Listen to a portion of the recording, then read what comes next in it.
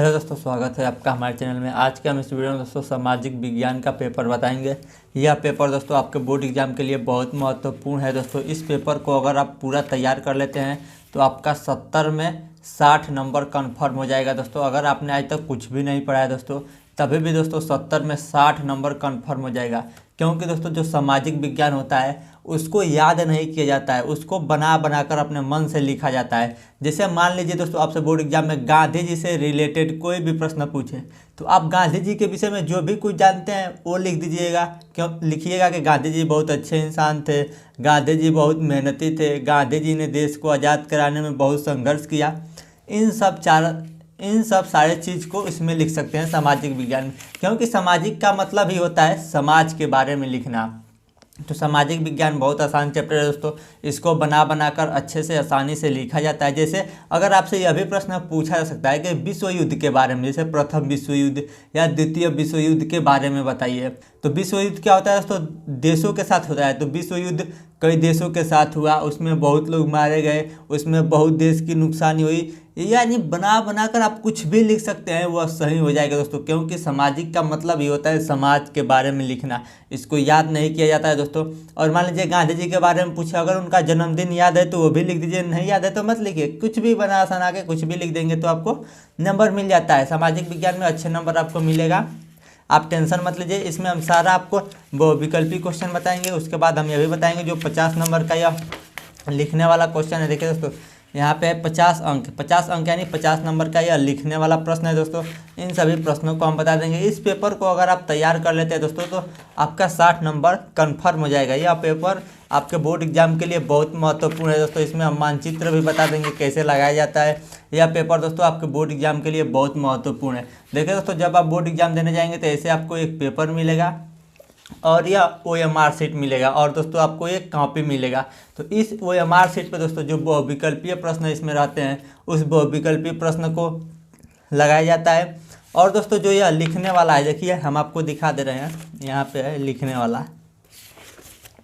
जो यह लिखने वाला 50 अंक का है, इसको क्या किया जाता है, कॉपी पे लिखा जाता है। तो यह 50 नंबर वाला है ना दोस्तों, इसको आप बना बना कर लिखेंगे तो आपको अच्छा नंबर मिल जाएगा बहुत ही आसानी से दोस्तों। क्योंकि देखिए दोस्तों इसमें पहला ही प्रश्न देखिए यहाँ पे क्या दिया है। पहला प्रश्न, प्रथम विश्व युद्ध के पश्चात होने वाली महामंदी के कारणों का समीक्षा कीजिए। यानी प्रथम विश्व युद्ध हुआ, उसके बाद महामंदी आया, तो बस विश्व युद्ध, युद्ध का मतलब होता है झगड़ा। तो झगड़ा के बारे में आप जो कुछ भी जानते हैं उन सारे चीज़ को लिख दीजिएगा। हम अभी बताएंगे क्या क्या लिखना है, एक एक टॉपिक को अच्छे समझाएंगे। पहले ऊपर ऊपर थोड़ा बहुत बता दे रहे हैं कि हम इस वीडियो में क्या क्या बताएंगे। तो देखिए दोस्तों, जब सबसे पहले आपको ऐसे एक पेपर मिलेगा तो आप यहाँ पे अपना अनुक्रमांक भर लीजिएगा। अनुक्रमांक मतलब रोल नंबर भर लीजिएगा और यहाँ पे क्या भर लिख दीजिएगा, अपना नाम लिख दीजिएगा। तो दो चीज़ जरूर करिए, यहाँ पे जो रोल नंबर है वो और यहाँ पे अनुक्रमांक। 2024 का पेपर और किसका है, सामाजिक विज्ञान का पेपर है। और ये किस क्लास का है, तो क्लास 10 का। इसका समय रहेगा 3 घंटा 15 मिनट का दोस्तों। इसका समय कितना रहेगा, 3 घंटा 15 मिनट का समय रहेगा। और पूर्णांक कितना रहेगा, 70 नंबर। क्या दोस्तों, इस पेपर से आपके बोर्ड एग्जाम में कितना नंबर मिलेगा, 70 नंबर। तो हम बताएंगे उसमें से 60 नंबर पक्का हो जाएगा दोस्तों।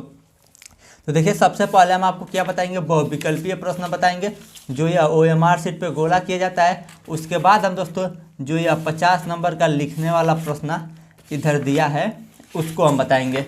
सबसे पहले बहुविकल्पीय, फिर इसको बताएंगे। तो देखिए दोस्तों हम बहुविकल्पीय से शुरू करते हैं। तो देखिए पहला बहुविकल्पीय प्रश्न क्या है, इसको ध्यान से देखिए दोस्तों और अच्छे से आप समझते चलिए। पहला बहुविकल्पीय प्रश्न है दोस्तों, निम्न में से कौन 1815 की वियना संधि से संबंधित है। तो कौन संबंधित है दोस्तों, यूक मेटरनिक। कौन संबंधित है दोस्तों, यूक मेटरनिक। तो इसका कौन सा ऑप्शन सही है, देखिए क का मतलब A ऑप्शन, ब का मतलब B ऑप्शन, स का मतलब C ऑप्शन और ड का मतलब D ऑप्शन। तो ABC, तो कौन सा सही है, C ऑप्शन सही है। तो पहला का C पे हम लोग गोला कर देंगे। हमको आपको बताते भी चलेंगे OMR शीट पर कैसे भरेंगे। तो देखिए पहला का C ऑप्शन को गोला कर देंगे। अब देखिए दोस्तों दूसरा प्रश्न है दोस्तों, सत्ता की साझेदारी के बेल्जियम मॉडल का मुख्य महत्व क्या है। तो मुख्य महत्व क्या है दोस्तों, पहला ऑप्शन सही होगा, सभी जातीय समूहों से उनकी आबादी के अनुसार शक्ति साझा की गई है। तो इसका कौन सा ऑप्शन सही होगा, को यानी A ऑप्शन। तो दूसरा का ए पे हम लोग गोला कर देंगे, दूसरा का ए। ठीक, अब देखिए तीसरा प्रश्न क्या कह रहा है दोस्तों। देखिए तीसरा प्रश्न है दोस्तों, 1928 से 1934 के बीच भारत में गेहूं की कीमत 50% तक क्यों गिर गई। क्या दोस्तों, 50% तक क्यों गिर गई। तो पहला है दोस्तों बाढ़ के कारण, तो ये ऑप्शन सही नहीं है। दूसरा है दोस्तों सूखे के कारण, यानी सूखे के कारण, यह भी ऑप्शन सही नहीं है। देखिए और सी ऑप्शन क्या सही है, महामंदी के कारण, तो यही ऑप्शन सही होगा, यानी तीसरा का सी ऑप्शन सही है। तो तीसरा का सी पे हम लोग गोला कर देंगे। तो देखिए यह हो गया तीसरा का सी। उसके बाद देखिए दोस्तों चौथा प्रश्न है दोस्तों, ब्रेटन वुड्स नामक संस्था निम्नलिखित में से कहाँ स्थित था। तो कहाँ स्थित है दोस्तों, अफ्रीका में। तो इसका कौन सा ऑप्शन सही है, चौथा का सी, ए बी और या सी ऑप्शन सही है। तो चौथा के सी पे हम लोग गोला कर देंगे, चौथा का सी पे हम लोग गोला कर देंगे। ठीक, उसके बाद देखिए दोस्तों पांचवा प्रश्न है दोस्तों, निम्नलिखित में से कौन सा लक्षण संघीय सरकार से संबंधित नहीं है। कौन सा नहीं संबंधित है दोस्तों, तो पहला ऑप्शन नहीं संबंधित है। तो कौन, कठोर संविधान। क्या दोस्तों, कठोर संविधान नहीं संबंधित है। तो पांचवा का ए ऑप्शन सही हो जाएगा, क यानी ए। तो पांचवा का ए पे हम लोग गोला कर देंगे। ठीक, उसके बाद देखिए दोस्तों 6 नंबर प्रश्न क्या कर रहा है। 6 नंबर प्रश्न दिया है दोस्तों, निम्नलिखित में से सामाजिक विभाजन का कारण क्या है। दोस्तों क्या दोस्तों, सामाजिक विभाजन का कारण क्या है दोस्तों, धर्म भी क्या करता है, आपस में लोगों को बांटता है। तो यह भी सामाजिक विभाजन का कारण है। और भाषा, क्या दोस्तों, जो भाषा होता है यह भी सामाजिक विभाजन के कारण ही होता है। तो इसका कौन सा ऑप्शन, को और ब दोनों सही है। तो देखिए यहाँ पे लिखा है अ और ब दोनों ऑप्शन सही है, यानी तीसरा सही है, या दोनों ऑप्शन सही है।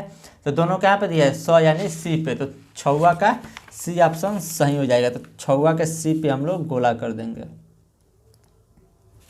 ठीक, उसके बाद देखिए सातवां प्रश्न है दोस्तों, यदि हम लैंगिक विभाजन की बात करें तो उसका अर्थ क्या होता है। दोस्तों, तो देखिए इसका आंसर क्या हो जाएगा। इसका आंसर इधर दिया है, कौन सा ऑप्शन सही है।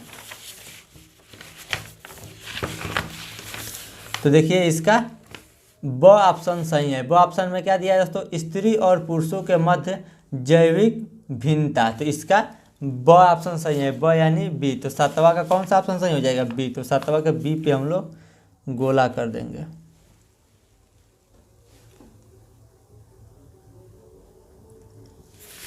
अब देखिए दोस्तों आठवां प्रश्न है दोस्तों, राष्ट्रवाद का उदय सर्वप्रथम किस देश से हुआ। क्या दोस्तों, राष्ट्रवाद का उदय सर्वप्रथम किस देश से हुआ, तो फ्रांस से हुआ।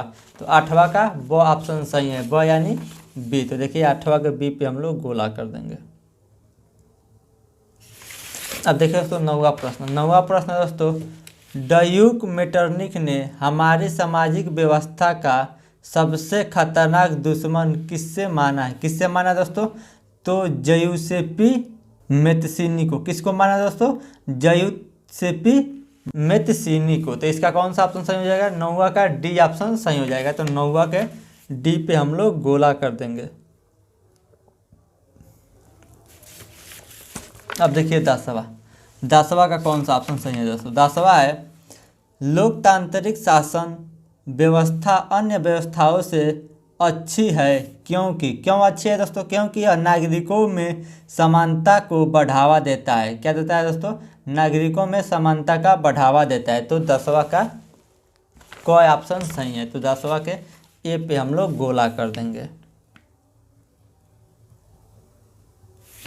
अब देखिए दोस्तों 11 नंबर प्रश्न क्या दिया है। 11 नंबर प्रश्न है दोस्तों, मृदा किस प्रकार का प्राकृतिक संसाधन है। मृदा यानी जो मिट्टी है वह किस प्रकार का प्राकृतिक संसाधन है। तो यह है दोस्तों अनवीकरण योग्य संसाधन। तो इसका कौन सा ऑप्शन सही हो जाएगा, 11 का बी। तो 11 के बी पे हम लोग गोला कर देंगे।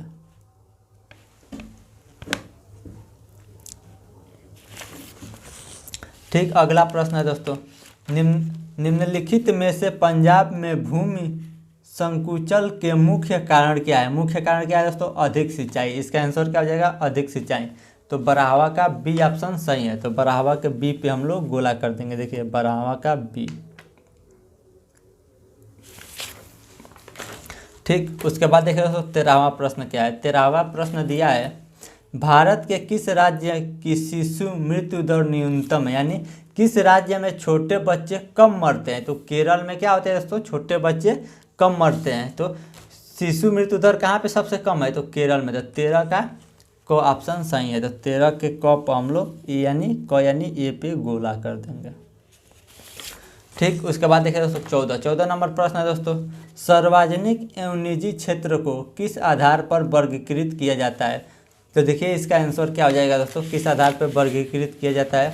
तो इसका आंसर हो जाएगा दोस्तों, किसी उद्यम में काम कर रहे श्रमिकों की संख्या के आधार पर किया जाता है। तो 14 नंबर का डी ऑप्शन सही हो जाएगा, द यानी डी। देखिए 14 नंबर के डी पे हम लोग गोला कर देंगे। ठीक, उसके बाद देखिए दोस्तों अगला प्रश्न है दोस्तों, भूक्षरण से क्या तात्पर्य है। क्या दोस्तों, भूक्षरण से क्या तात्पर्य है। तो भूमि का अनुपजाऊ होना, यानी भूमि पे उपजाऊ नहीं होगा उसे क्या कहेंगे, भूक्षरण कहेंगे। तो 15 नंबर का ए ऑप्शन सही है। तो 15 नंबर के ए पे हम लोग गोला कर देंगे। ठीक, उसके बाद देखिए दोस्तों 16 नंबर प्रश्न है दोस्तों, गोंडवाना कोयला का जमाव किस क्षेत्र में नहीं पाया जाता है। किस क्षेत्र में नहीं पाया जाता है दोस्तों। तो इसका ऑप्शन सही हो जाएगा ए, यानी दामोदर घाटी में नहीं पाया जाता है। तो 16 नंबर का को यानी ए ऑप्शन सही है। तो 16 नंबर के ए पे हम लोग गोला कर देंगे। ठीक, उसके बाद देखिए दोस्तों 17 नंबर प्रश्न दिया है, भूमिहीन ग्रामीण मजदूरों के लिए सबसे अधिक उपयुक्त विकास का लक्ष्य कौन सा है। तो कौन सा लक्ष्य है दोस्तों, उपज का ज़्यादा समर्थन मूल्य। तो जिसके पास भूमिहीन का मतलब जिसके पास भूमि नहीं है तो उसको उपज से कोई मतलब नहीं है, वो अपने बच्चों को विदेश में बसाना चाहता है। क्या दोस्तों, जो गांव के मजदूर लोग हैं वो क्या करते हैं, अपने बच्चों को विदेश में बसाना पसंद करते हैं। नहीं, अधिक मजदूरी। क्या दोस्तों, जो गांव के मजदूर होते हैं वो क्या चाहते हैं कि उनकी अधिक मजदूरी हो, यानी चौथा का 100। तो दोस्तों 17 का 100 यानी सी ऑप्शन सही है। तो देखिए 17 के सी पे हम लोग गोला कर देंगे। ठीक, अब देखिए 18 नंबर प्रश्न। 18 नंबर प्रश्न देखिए क्या दिया है दोस्तों। 18 नंबर प्रश्न दिया है, निम्नलिखित में से कौन सा व्यापार अवरोधकों का लक्षण नहीं है। कौन सा नहीं है दोस्तों, तो यह द ऑप्शन सही हो जाएगा। अधिकतर देश व्यापार अवरोधकों का प्रयोग अपने घरेलू उद्योग की सुरक्षा के लिए करते हैं। तो इसका 18 का द ऑप्शन सही हो जाएगा। तो 18 के डी पे हम लोग गोला कर देंगे। ठीक, उसके बाद देखिए दोस्तों 19 नंबर प्रश्न क्या है। 19 नंबर प्रश्न है दोस्तों, निम्नलिखित में से कौन सा परंपरागत ऊर्जा का स्रोत नहीं है। क्या दोस्तों, परंपरागत ऊर्जा का स्रोत नहीं है। तो कोयला भी नहीं है दोस्तों, और भूतापीय ऊर्जा, यह दोनों क्या है दोस्तों, परंपरागत ऊर्जा का स्रोत नहीं है। तो यानी इन दोनों ऑप्शन सही हो जाएगा। तो यहाँ पे है ना दोस्तों अ और ब दोनों, यानी स सही है, स यानी सी। 19 का सी ऑप्शन सही हो जाएगा। तो 19 के सी पे हम लोग गोला कर देंगे। ठीक, अब देखिए दोस्तों 20वां प्रश्न क्या दिया है, वैश्वीकरण का बहुराष्ट्रीय कंपनियों के निवेश पर क्या प्रभाव पड़ा। तो इसका आंसर देखिए इधर है, इसका बहुविकल्पीय प्रश्न। तो देखिए इसका आंसर क्या हो जाएगा, इसका आंसर हो जाएगा उपरोक्त में सभी। क्या दोस्तों, जो यह सभी ऑप्शन दिया है यह सभी सही है। तो 20वां का डी यानी द ऑप्शन सही है। तो इसको हम लोग गोला कर देंगे। ठीक, तो यहाँ पे दोस्तों 20 बहुविकल्पीय समाप्त हो गया। अब हम दोस्तों यह 50 अंक वाला बताएंगे। क्या दोस्तों, यह 50 अंक वाला जो क्वेश्चन है अब हम इसको बताएंगे दोस्तों। तो वीडियो दोस्तों बहुत लंबा हो गया, इसके आगे का पार्ट हम दूसरे वीडियो में आपको बता देंगे।